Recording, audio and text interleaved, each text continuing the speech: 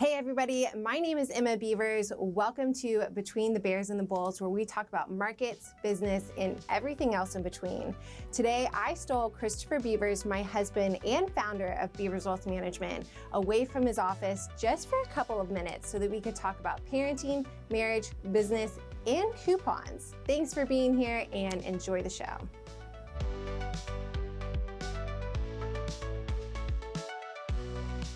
Okay, so once upon a time, I remember this moment very specifically. I have no idea where you're going here. Okay. You thought that Instagram was just, I can't even get through the question, was just for the filters. You didn't realize that you were actually publishing photos for the world. Okay, that is true. I really did think it was for the filters, and I may have put something out there that I didn't necessarily. I just wanted it to improve the coloring of this photo that I really had. Yeah. But it wasn't anything too bad, but I had no idea that it was going out to the overall public, you know? Yeah, but yet you were living in the dorm down the hall with Zuckerberg when Facebook started. I mean, to be fair, yes, that was the case. And I think that, no, Zuckerberg had already purchased Instagram because he bought it for $1 billion. He bought it. Yeah, he bought it for $1 billion. So, and it was after the fact that I did that. So, yes, I still hadn't quite understood the relationship between Facebook and Instagram. And yeah, there were a few things out there on Instagram I didn't know. We all know that you're smart. We all know. You don't have to redeem yourself. Thank you for all your support. I appreciate that. That's basically what I'm here for. But okay, speaking of that, so let's rewind 15 years. Oof, okay. I know. 15 years ago, you moved to Fort Worth. Mm-hmm. We met. Right. You had your little work truck, roll down windows, Rusty. Yeah, no power locks, no power windows. Yes. Rusty was his name. And you started this business. Mm-hmm. 0 to 10, how confident were you that you were going to just all of a sudden build a business with no resources, no family, you knew no one. I didn't know anybody. Okay, I just before you answer, I was a 10. I was like, he's going to crush it. You thought I was a 10, no question, 10 out of 10 I was going to make it? Is that what you're saying? A month into it, I was like, absolutely. This is just a matter of time. Okay, so just for some perspective, it's 5% of people who get into this business end up staying in this business, right? And so I don't know if you're just a really good judge of character or either you were that or maybe just a bit naive at that particular point. But for either way, I appreciate that in you. So, no, I think when I thought about the business, I knew I always wanted to do this because I love being with people. I love kind of what this is to be a financial advisor. So it was always my passion and my thought that I could see myself in a career like this. And so I don't remember who it was that told me, but it was this idea of never having a plan B.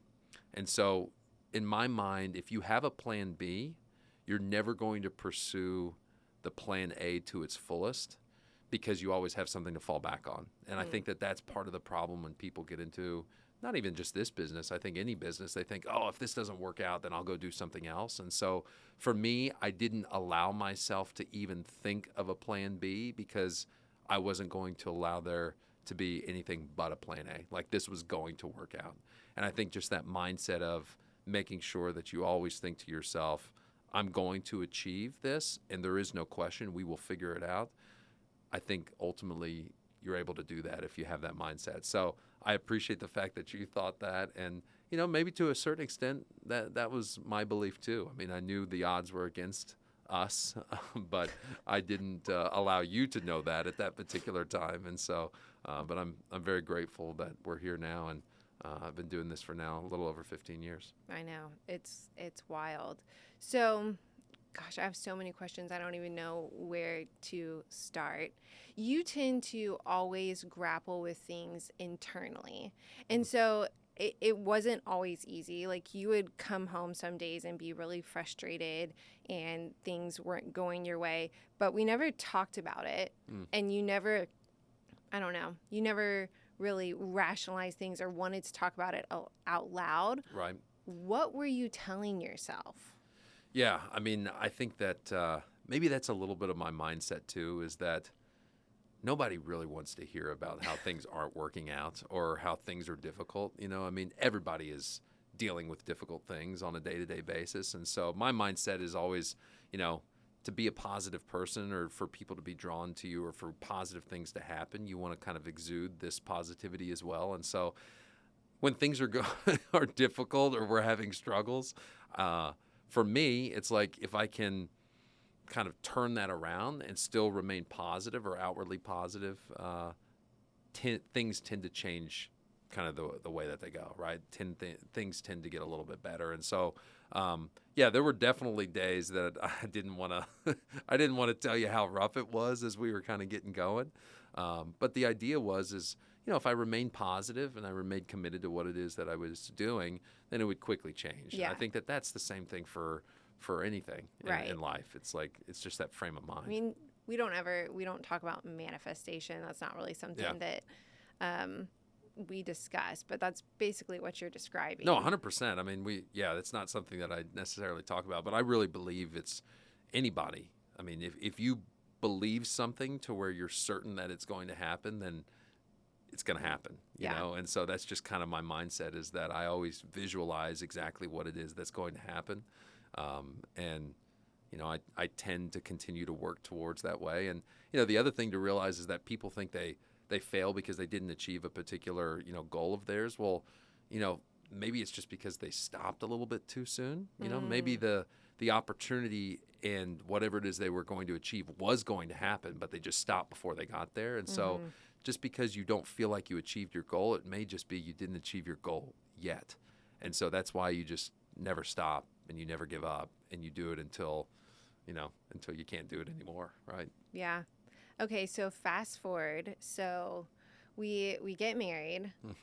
And actually, I don't know if you remember this or if you know this, but it's actually our 10-year anniversary coming up on May 24th. I'm usually the one that has to remind you about that, but that's on Saturday. Do you remember when we had a client call and wish us a happy anniversary, Yes. and we both looked at each other because we both had completely We had no forgotten. idea. We had no idea. Yes, and it's actually, I think the only reason that we remember this, my parents' anniversary is the same time that ours is, and you didn't even know that whenever you decided on a date for the wedding. So No. I always know if they wish us a happy anniversary, then that means we need to wish them a happy anniversary. It's kind of the same thing. So, all right, I'm sorry. You were going to ask a question. So 10 years ago, where was that going?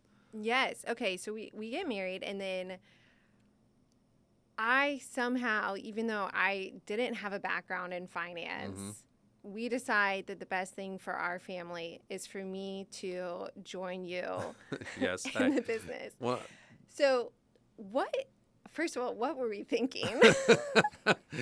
I don't know. I thought, I guess at that point, if I kept bringing work home, if you were a part of the business, then, we wouldn't mind the fact that we were constantly working, right? And so that was probably turned out to be a smart aspect, because if we're working towards a common goal, which we always have been, but if we're working towards a common goal, it's never one of those things where it's like, oh man, you have to work so much. It's like we work so much, working together. So Did you think when we met that we were going to end up working together? Well, I mean, I know that our paths were kind of going in different directions at that particular point, right? I mean, you ended up teaching in a public school for a number of years, and you got your master's in education, which I think really applies well in this business. And I think you being involved for a number of years in the school, there was really kind of a need within our practice, because as we were growing exponentially, it kind of got to that point to where we needed more structure, right? We needed more process. I think that one of the things I love is I love being with clients. I enjoy the market aspect of things. But your kind of love and what you're able to do is draw up processes, write up exactly how every single thing is supposed to function. And that's not necessarily something that I enjoy spending time on. I'm very good about following processes, but Sometimes. Well, sometimes. Depends upon what they are. Yeah, exactly. Yeah. You may say differently at home with some of the stuff I do, but at least within business, I know if something works that I will follow it to a T. And I mean, you had your master's in it, right? I mean, that's part of education, is kind of putting together these different processes. And so I think at that time we were really at a kind of a crucial point within the business where it was like, okay, if we want to continue to grow and bring on more people, we're going to really have to create some structure around what we're doing here. Yeah. And so I think man, timing of it couldn't have been any better. You came in and, with anything too, it's like this practice that I had started, you're a little guarded maybe at first, because it's like, okay, look at, you realized, and you were a part of it from day one, because we met when I was just getting things started, and so, but I very quickly saw that what you were adding to the practice and what you were adding to clients and the relationships that we were then able to kind of create with those individuals and the clients were only furthered by your processes. That's really when I bought in. When I was like, oh, if I adapt to these processes, that means it's more time I get to spend with the people I care about, my clients. And so that is absolutely, I'll do whatever I need to for that to be the case. And so, I'm in a full, all in 100%. So keep up the Gosh, great I don't work. even know what the question was, but thank you. Yeah, Thank yeah, you you're so welcome. much for Yeah, all of that positive feedback. it's true. It's really interesting looking back and evaluating how it kind of all organically wove itself together. Yeah, But it's nice. it is. And I had some experience with working with family, right? Because my dad had joined a number of years before you, and so it's it's been great, right? Getting to have the opportunity to work with family, and then obviously our extended family with everybody else on the team is just, it's so much fun, and Yeah. that's the beauty of running a business where everybody's a part of the bigger family. Yeah, no, it is. It's true. So you work in the business. I work on the business. What's something that you do the processes that I've dictated that from the outside looking in seems really boring, but you secretly love it? Ooh, this is really good. So you have been really good about structuring meetings, right? And when I say that, team meetings. So we, as you well know, on Monday, and I love how you played this, and you know where I'm going to go with this, but on Mondays, to start off the week, we have something called Roundup. Yeah, because nobody wants to go to a team meeting on Monday, right? No, the word team and just meeting and team meeting or pull up or whatever it is that the business world calls these days are no fun. But if you call it Roundup, it's interesting because you're like, okay, where is that tying into? And of course, what you did is you tied it into my love for Disney and Toy Story, right? And so we had it to where Clinton on our team would actually play Woody's Roundup, the song, whenever we would start in the meeting. And so Roundup became this positive thing rather than a negative thing, right? Where I was like, oh God, you got to start off with a meeting, the first thing that you do on a Monday. And now it's like you'd walk in and everybody kind of be in a good mood and smiling because they got Woody's Roundup playing, right? And so that was a really positive thing. And then on Thursdays, we have Round Down. So we're rounding up, we're rounding down, have another choice of song there during that particular meeting, which was always fun. And so the idea is, creating structure around when the team meets is important. It's vitally important so that everybody's on the same page. But it's not one of those things where if you think about it, do you really necessarily want to have meetings? I don't think anybody really wants to have meetings. I'd rather have meetings with my clients. Right. I'd rather talk to those individuals rather than talking to the people on the team about structure and all that type of stuff. But what it does is it really creates the seamless process so that we have more time. If you take the 30 minutes to do it there, I'm going to have hours in the week to spend time with the people I care about, our clients, right? Yeah, you get it all. Not that I don't out. enjoy work, talking to you on a Monday or talking to the rest of the team, but Right. you know what I mean. But I do think what it does is that it gets the entire team on the same page. No question. And then what ends up happening, instead of just you addressing a particular client need, then you have an entire team of people that are all working together to figure out whatever it is that we need to for that particular family. Yeah, without a doubt. But I think it's so funny because you were talking about my master's in education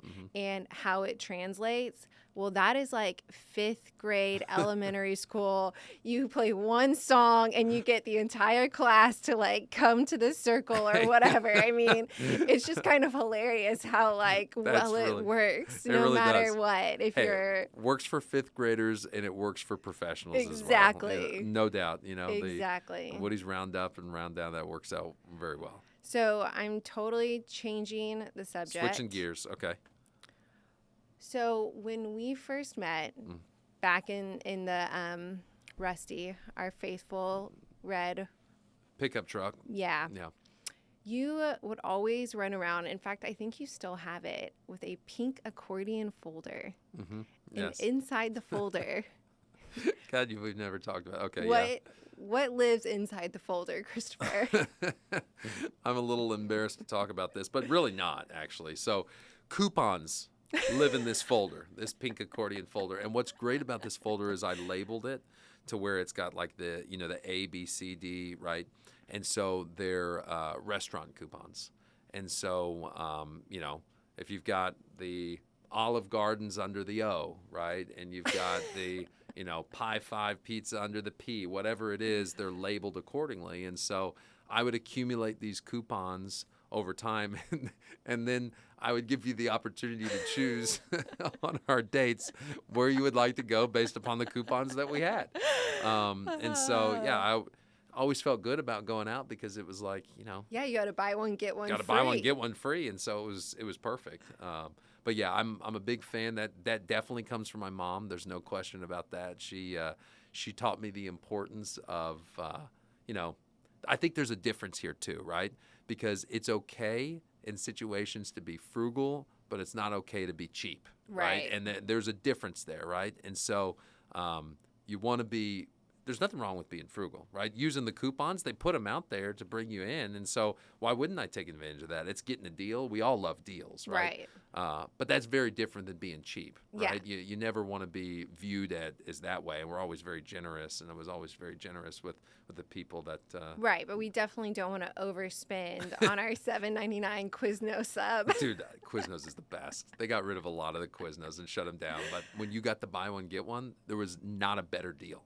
Was there a better deal for a sandwich? No, there definitely wasn't. No, and for the value that you would get, and they were good. So I still have the pink accordion thing. I don't know. Okay, yeah. And I would hide it. There's a place in the truck. I know. Where it would like slide because there were gift cards in there as well. So I would put the gift cards with the coupons, and so you would really have an opportunity to, maximize efficiency there. Yeah, I was a little skeptical like the first 2 weeks. You were skeptical of a lot of things that we did. You're early right. on. You're right. And probably rightfully so, But I do feel like that practice, I guess, if you will, kind of shaped the way that we view money together. Yeah. And you're right. It's not about being cheap, but it is about finding max value. And I feel like that is kind of something that is a pillar of our marriage, is we're always looking to maximize value. Well, I mean, let's think about it this way. Do you want an advisor who doesn't do that? Absolutely not. I mean, you kind of want an advisor to have that mindset, right? Because think about it from an investment perspective. I consistently look for good deals for clients when I'm buying investments, right? And so I don't think any client would ever complain if I had a coupon to buy a stock at 10% off. Right? I think they would want me to use that. And so the idea is, I think it's that mindset, quite frankly, that probably helps me in this job when I'm looking at building plans and being conservative as it relates to the overall investment strategies for clients. So, hopefully that translates into a positive momentum for clients' portfolios. Well, yes, absolutely. So I was talking with some girlfriends the other day, and we had the Clyburn draw party last night. Right. And we were talking about spouses and, what's the max amount of money that you can spend without giving a courtesy call, right? And so we were talking about purchasing I don't even want to gala hear this. dresses, Yeah, right. And so, I I was thinking about it, and I was like, I don't think that there's like a maximum amount that would warrant a courtesy call.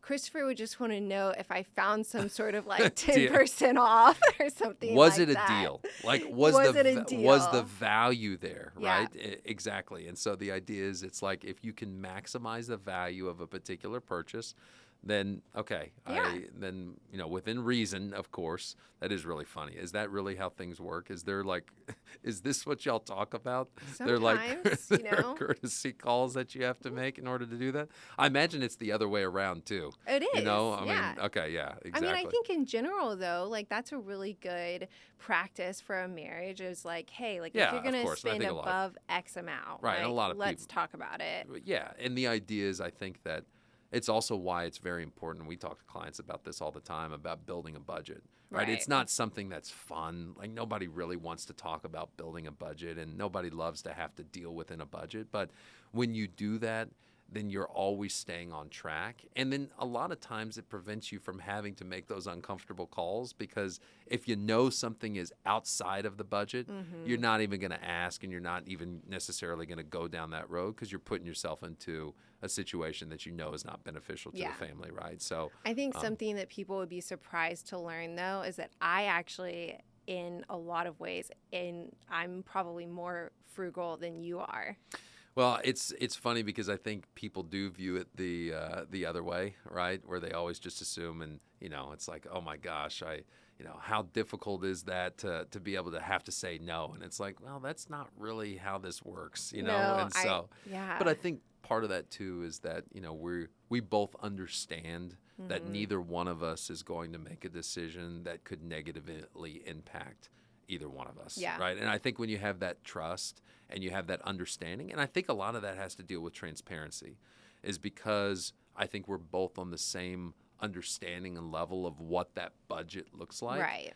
That creates this comfort of knowing that we don't necessarily have to be fearful of the other one. Yeah. But It's I think- because we started with the coupon folder We started with together. we started with the coupon There was folder. transparency from From the week get-go. one. From the get-go, and so but yeah, it's always something that I think that transparency creates this ability to really not have to deal with a lot of the more difficult situations that I think that a lot of people have to go through. Yeah.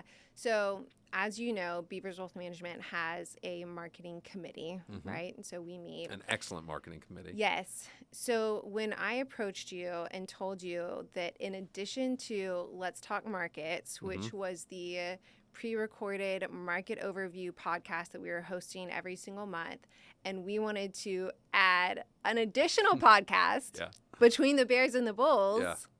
what were your initial thoughts? So my thought process is, and you know how I am with this, is that we had gotten to a point on Let's Talk Markets where I felt like we were operating very efficiently, Yes. right? And I was almost getting to the point to where I was feeling comfortable, because I had felt like we continuously improved to a point to where I was really feeling proud of what we were putting out there. And I'm the kind of person where I don't necessarily like to feel comfortable. And so the idea of adding something completely new, completely different, that we really had no background in whatsoever was uncomfortable. And I, quite frankly, I didn't necessarily maybe say it like this, but I was excited about the idea of adding it. And I know that initially we talked about, okay, well, let's start this thing and let's look at maybe doing this in 6 months. And if you remember kind of our discussions, I was like, no, this is something we're going to start now. Like, we have to have a baseline. And that's kind of always been my thing, is that I think people spend so much time trying to perfect something. Yeah, you like to push people off the cliff. Right, You're like, it's just and go. you're going. You just go, right? And so, especially with things like this, where you knew it wasn't going to be the first time we did it, but if we don't have anywhere to start to kind of get better from, then you're not really ever kind of moving the ball, right? And you can't really achieve what you're trying to do. So I always like to dive right in, put myself in a very uncomfortable situation to then build off of, because it's after you do something the first time, it's always easier the second time, and then easier the third time, and you get better and better from it. So I loved the idea.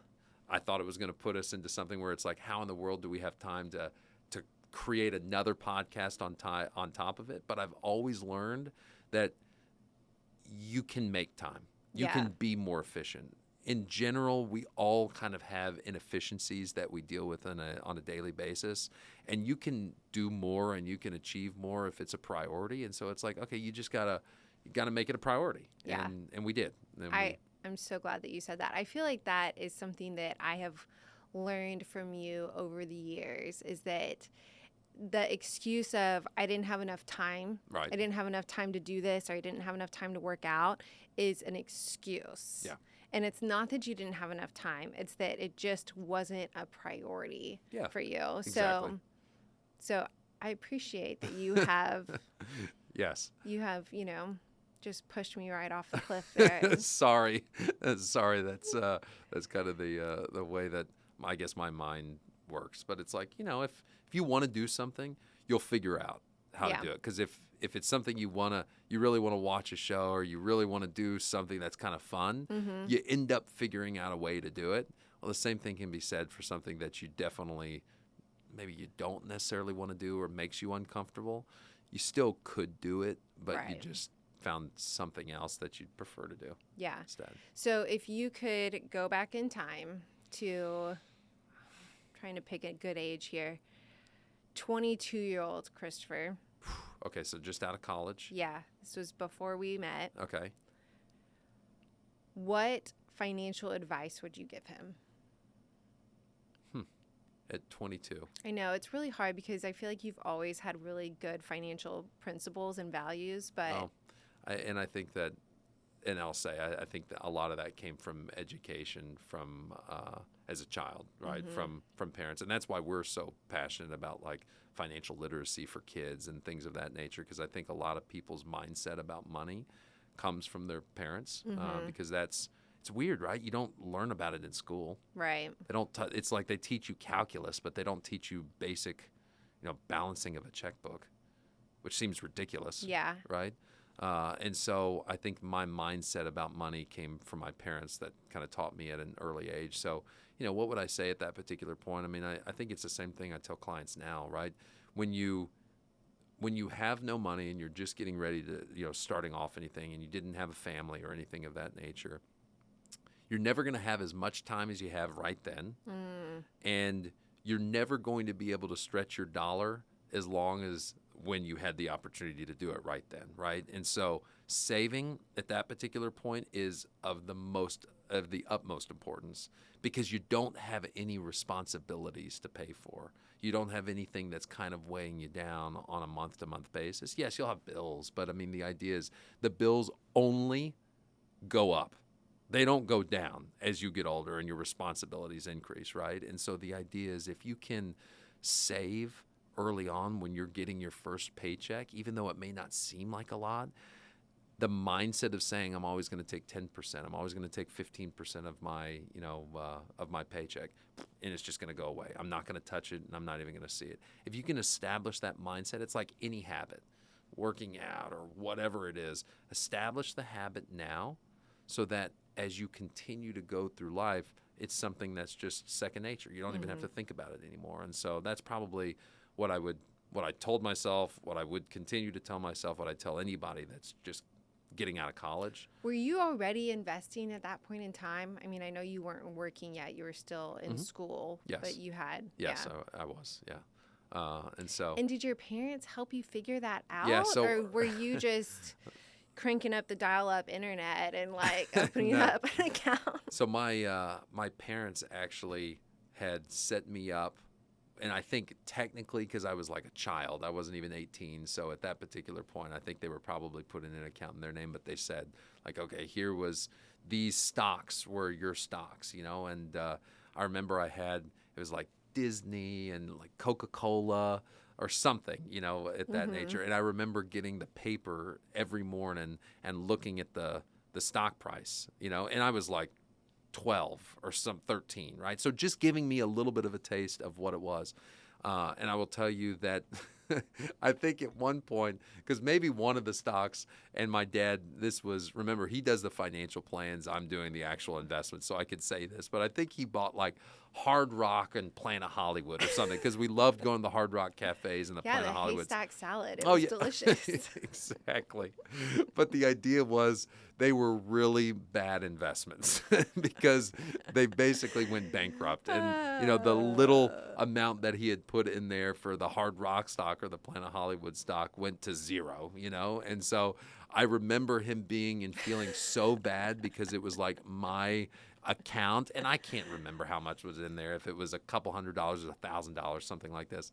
I remember he was like so mortified that he had we had lost it all in Hard Rock Cafe, the little amount, that he would just said, here's the amount that you lost in there. Like, just put this back into your account. You know what I mean? I imagine you were also devastated. Oh, well, yeah. I mean, because you were excited to look at it like every morning getting up, and, that was a great first lesson to learn in investments, is that things don't always go up. Right. And that's something that we talk about all the time right now, especially in a year like this year where things have been so crazy. But not everything always goes up. And so you have to realize that some investments can be great, some investments cannot be so great. And so I learned that at a very early age. And So Kit, our daughter, she is 2 in how many months? I don't. Almost 2.5. Yeah. Working on 2.5. Yeah. So the other night, she busted into my makeup drawer. That's appropriate. And got like a makeup bag out, and then proceeded to bring it to you. Yes. In the living room. Yeah. And she said, Dada, said, Mama needs this open. And Yes, you she looked did. at it. And I looked at it, and it looked like something that, first of all, you could open yourself. And second of all, something that she shouldn't be opening and getting into, right? And so I very quickly yelled across the room, you in the other room, and asked, did you ask me to open this? And you very quickly told me no, that was not the case. But this was Kit wanting to. Now, had she asked you to open it for her? And she said no? No, this was her whole master plan. So she knew you were going to say no to open up this makeup anyway. Absolutely. So she came to me, said, hey, Mama needs this open. Right. And, hoping that I would open it for her. And then that's when you realize that even at 2 years old, oh my gosh, these kids, So at what age are we going to let her start picking some stocks? Or are we just going to let Papa figure that out? Yeah, he can buy some more Hard Rock. Yeah, no, exactly right. I think that Papa will stay away from the investment decisions along with Kit for some time, for definitely some time. But we'll continue to talk to her about the ABCs of finance and everything else that we'll continue to kind of help her with. But yes, needless to say, she's already thinking the next step ahead of trying to get what it is that she wants. I know. Maybe she could pick really good stocks. Exactly. Maybe we should ask. One day we'll see. Like tomorrow. Yeah, no doubt. No doubt. Well, this has been very fun. Enjoyed it. Thank you for letting me steal you away for a couple minutes and just ask you lots of hilarious questions. I appreciate it. Also, we're going to have to get a new suit because that one has a hole in it. But you know what? What are you talking? Are you kidding me? What in the world? Well, that just happened today. Okay. Thanks a lot. I appreciate you pointing that out. No one could see it. Yeah, well, good. I'm glad it was on this arm and not this arm. So. Yeah. Goodness. Okay, so we'll do it again. Yeah, I look forward to it.